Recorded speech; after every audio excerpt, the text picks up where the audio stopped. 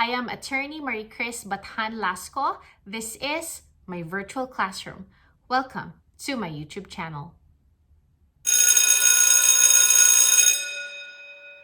In this channel, I shall aim to simplify the law. I shall discuss concepts and principles of law in under 10 minutes. Hi everyone! For this video, I am still going to talk about the legal consequences of having an obligation with a period. In case you missed the first video on obligations with a period, I'm going to put the link down below. So let us begin. So in the first video on obligations with a period, I made mention that when an obligation is with a period, the period is supposed to benefit both the debtor and the creditor. That is, in fact, Article 1196 of your Civil Code, which I have discussed in the previous video on obligations with a period. So what I want to talk about now is when are the instances where the debtor loses the benefit of the period. Again, the general rule is if there is a period, it is supposed to benefit both the debtor and the creditor. The period is supposed to be for both of them. But your civil code tells us of circumstances or instances when the debtor loses the benefit of the period. What do we mean then when we say that the debtor will lose the benefit of the period? If you can still remember, if you have watched the previous video on obligations with the period, we have discussed that when you say that you have the benefit of the period as the debtor, you cannot be compelled to pay before the arrival of the period. That is the general rule. So, if the agreement was for the debtor to pay the debt 2 years from today, then that debtor cannot be compelled to pay before the arrival of that date, which is 2 years from today. That is the benefit of the debtor. In the same way, the creditor cannot be compelled by the debtor to accept payment before the arrival of that period that they agreed upon, which is 2 years from today. Your civil code, however, gives you an enumeration of circumstances or instances where the debtor will lose that benefit of the period, meaning he can now be compelled by the creditor to pay his debt even prior to the arrival of the period. For example, X is the debtor and Y is the creditor. X and Y agreed that X will pay his debt on January 5, 2024. So in that example, applying the general rule in Article 1196, X, the debtor, cannot be compelled by Y to pay before January 5, 2024. That is the benefit of the debtor, that he cannot be compelled to pay before the arrival of the period. So when then will he lose the benefit of the period? That is what we are going to talk about in this video. The answer to that is Article 1198. It tells you that the debtor shall lose every right to make use of the period first, when after the obligation has been contracted, he becomes insolvent unless he gives a guarantee or security for the debt. Second, when he does not furnish to the creditor the guarantees or securities which he has promised. Third, when by his own acts he has impaired said guarantees or securities after their establishment, and when through a fortuitous event they disappear, unless he immediately gives new ones equally satisfactory. Fourth, when the debtor violates any undertaking in consideration of which the creditor agreed to the period. And lastly, when the debtor attempts to abscond.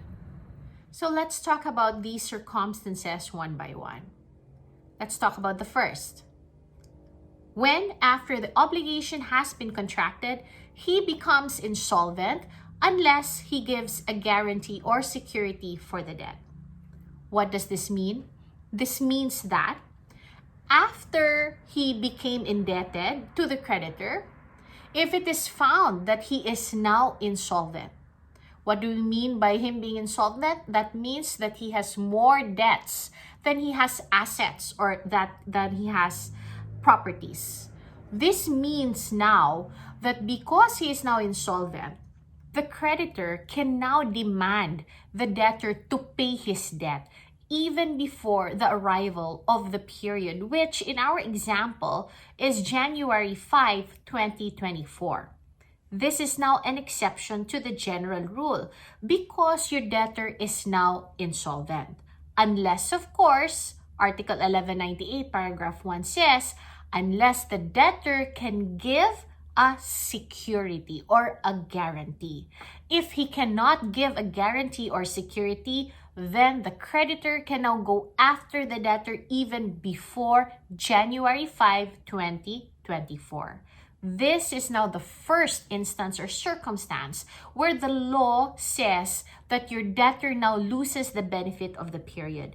In other words, the creditor need not wait for the arrival of the period, which in our example is January 5, 2024, to demand payment. The second instance where the debtor loses the benefit of the period, again, this means that the creditor can demand from the debtor payment of the debt even before the arrival of the period, or in our example, January 5, 2024, is when he does not furnish to the creditor the guarantee or the security that he has promised.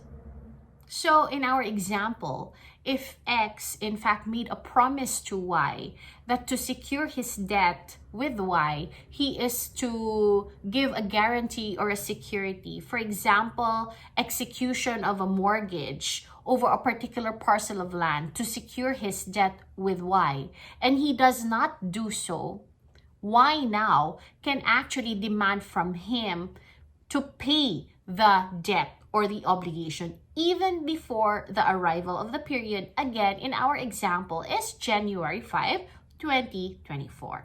Third instance when the debtor loses the benefit of the period is when by his own acts he has impaired said guarantees or securities after their establishment, and when through a fortuitous event they disappear unless he immediately gives new ones equally satisfactory. Now, you look at this paragraph 3 of Article 1198.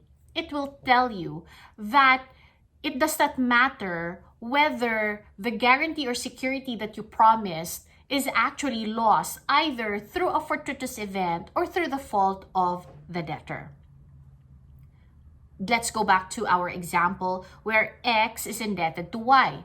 So if X promised to Y to execute a mortgage over his house to secure the debt, and by the negligence of X, the house was razed by fire, or even if the house was destroyed due to a typhoon, which is a fortuitous event and at no fault to X, Y can actually demand from X the fulfillment of the obligation or the payment of his debt even prior to the arrival of the period, which in our example is January 5, 2024. The law is clear. It does not matter again whether the guarantee or the security that he has promised is lost either by the fault of the debtor or by a fortuitous event. The creditor can demand from the debtor the payment of the obligation prior to the arrival of the period. If the debtor does not want to pay prior to the arrival of the period, he must furnish another guarantee or security that is equally satisfactory.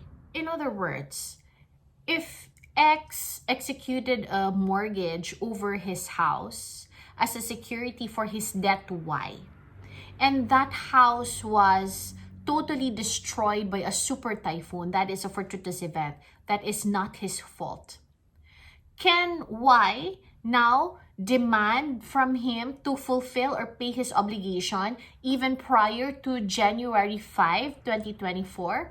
The answer is yes. X cannot say that I will not pay because that's not my fault, that my security was totally destroyed. It was due to a fortuitous event. He cannot say that.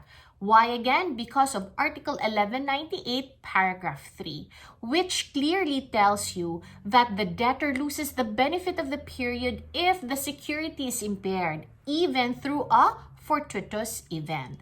To avoid being made to pay prior to the arrival of the period, what should X do? In our example, the debtor should furnish another security or guarantee which is equally satisfactory. Another instance when the debtor loses the benefit of the period is when the debtor violates any undertaking in consideration of which the creditor agreed to the period. This is actually your number 4 in Article 1198. So if in our example, X and Y agreed that there will be payment of interest every month, and your X fails to pay the interest, that is now a violation of the undertaking, and Y can now demand the full payment of the debt or of the obligation even before the arrival of January 5, 2024. And lastly, your number 5 of Article 1198, it says there, when the debtor attempts to abscond. That is another instance where the creditor can compel the debtor to pay his obligation or debt even prior to the arrival of the period. Why? Because the creditor should not be made to wait until the debtor is successful in evading payment. So if the creditor has already information that the debtor is attempting to abscond, then he can compel the debtor to pay even before the arrival of the date agreed upon, which in our example is January 5, 2024. So that is it for this video. So I hope you know now that there are in fact instances or circumstances where the debtor can be compelled to pay even before the arrival of the date agreed upon. That is Article 1198 of your Civil Code. I hope you learned something from this video. If you have, please click like, subscribe, and that notification bell so that you will be notified of new video uploads. Thank you for watching. See you next time in MBL Classroom.